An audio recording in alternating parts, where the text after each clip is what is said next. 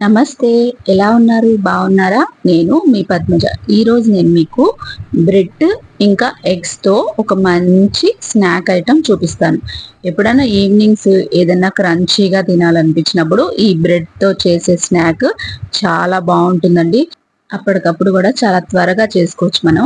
Bread ఇంకా ఎగ్స్‌తో bread ఆమ్లెటే కాకుండా ఇలా స్నాక్ కూడా చేసుకోవచ్చు. క్రిస్పీగా, క్రంచీగా చాలా బాగుంటుంది.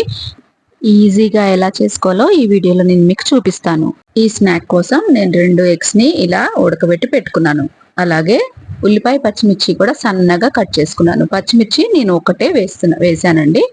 ఇప్పుడు మనం ఉడకబెట్టుకున్న కోడిగుడ్లని ఇలా మంచిగా తురుముకుందాం. ఇప్పుడు నేను దీంట్లోకి ఒక 6 బ్రెడ్ స్లైసెస్ తీసుకొని ఇలా చిన్న చిన్న ముక్కలుగా చేసి వేసుకుంటున్నాను.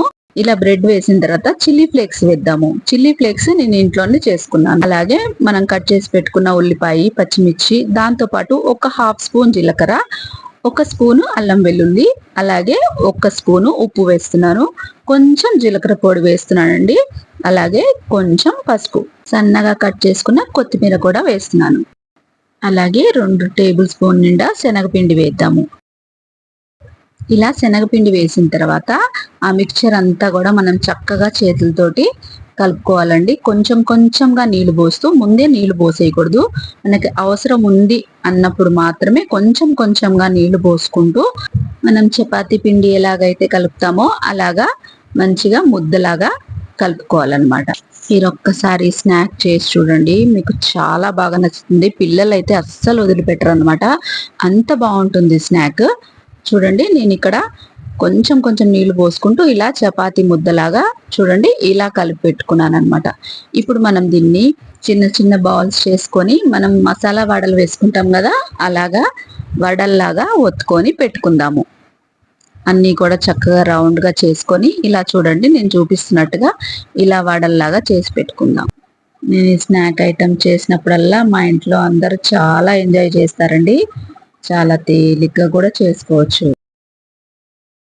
నేను మీకు నీళ్ళు ఎన్ని వేసానో చూపించలేదు కదా, చూడండి ఈ టీ గ్లాస్తో 1 గ్లాసు నీళ్లు పట్టినాయి అనమాట నాకు, ఆ పిండి అంతా కూడా తడుపుకోవడానికి. చూడండి ఇలా మనం అన్ని రెడీ చేసి పెట్టుకొని, ఇప్పుడు ఇవి చూడండి, ఇవి బ్రెడ్ క్రమ్స్.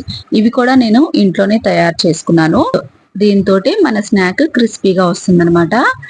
ఇప్పుడు మనం దీంట్లోకి మనం చేసి పెట్టుకున్న స్నాక్ ఐటమ్ని 2 వైపులా చక్కగా ఇదంతా బ్రెడ్ క్రమ్ అంతా కూడా దానికి పట్టేలాగా మనం ఇలా ఒత్తుకొని పక్కన పెట్టుకుందాం. అన్నిటినీ ఒకసారి చేసుకొని పెట్టుకుందాము. చూడండి నేను ఇక్కడ చూపిస్తున్నాను కదా, అలాగా మీరు వీటిని స్టోర్ కూడా చేసుకోవచ్చండి. ఇలా అన్ని రెడీ చేసుకొని ఎయిర్ టైట్ కంటైనర్ లో పెట్టుకొని డీప్ ఫ్రిడ్జ్ లో పెట్టుకున్నామంటే మీకు తినాలనిపించినప్పుడు డీప్ ఫ్రిడ్జ్ లోంచి తీసుకొని వేయించుకొని ఎంజాయ్ చేయొచ్చు. ఇప్పుడు మనం వీటిని వేయించుకుందాం. దానికోసము బాండి పెట్టుకొని హై ఫ్లేమ్ లో నూనె బాగా కాగనివ్వాలి. నూనె కాగిన తర్వాత ఒక్కొక్కటిగా మనం రెడీ చేసి పెట్టుకున్న బ్రెడ్ పకోడీని వేసుకోవాలండి. ఇవి వేసుకున్న తర్వాత స్టవ్ని మీడియం టు లో ఫ్లేమ్ లో పెట్టుకొని గోల్డెన్ బ్రౌన్ వచ్చేదాకా వేయించుకోవాలి. చూడండి, వేసిన వెంటనే కదపకూడదు. వేసిన ఒక 2 నిమిషాల తర్వాత నెమ్మదిగా మనము వీటిని రెండో వైపుకి టర్న్ చేసుకొని చక్కగా అవి వేగేదాకా వేయించుకోవాలి. మనం ముందు వేసినవి తొందరగా వేగిపోతాయి, ఎందుకంటే ఇది బ్రెడ్ కదండి, చాలా త్వరగానే వేగిపోతుంది. చూడండి ఇలా గోల్డెన్ బ్రౌన్ రాగానే మనం తీసి పక్కన పెట్టుకుందాం. ఇలా ఒక్కొక్కటి కూడా అన్ని వేయించేసుకుందాము. బ్రెడ్ తో ఇంకా చాలా స్నాక్స్ చేసుకోవచ్చండి. నేను మీకు ఇంకో వీడియోలో చూపిస్తాను. చూస్తుంటేనే తినాలనిపిస్తుంది కదా, టేస్ట్ కూడా అంతే అదిరిపోతుందండి.